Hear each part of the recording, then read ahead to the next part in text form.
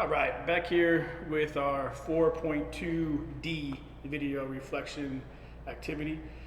Same thing we did in 4.1 when we broke down where our areas of strength were and our areas of focus. Wanted to find the low scores that match for both the teacher and staff survey and the student survey. It's making sure we're finding the things that pretty much everyone agrees on need to be improved. And the areas that we all kind of feel like we're doing okay in. So for the areas of strength, question 5 on the student survey. So my teachers have reports that show how I am doing on my goals. And I think this kind of piggybacks what we saw in 4.1 with the Aztec and Essential Education reports, the DRC, our proficiency scales.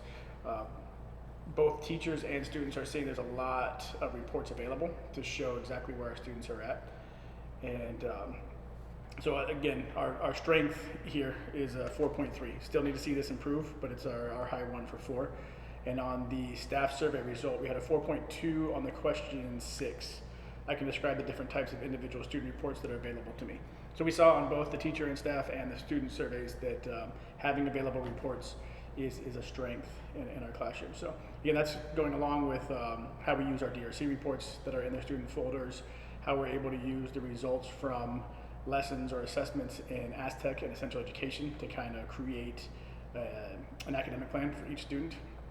And then most importantly, again, going back to our implementation of proficiency scales this year, I think having that scale in the folder that they can go through a individual lesson with us and then check off the things in the proficiency scale that they feel they have a good grasp on.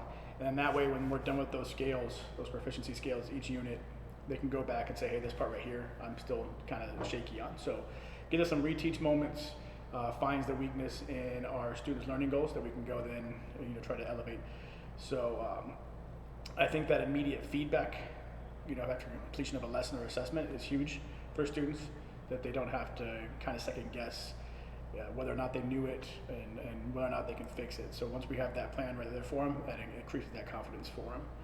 So on the lagging, our low score was from question 3 on the teacher and staff survey that I examined the individual achievement of my students from a value-added perspective.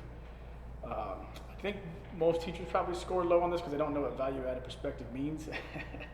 That's a joke. But anyways, that was a score of 3.5. We want to try to get that up to a 4.5, so we got some room to go there.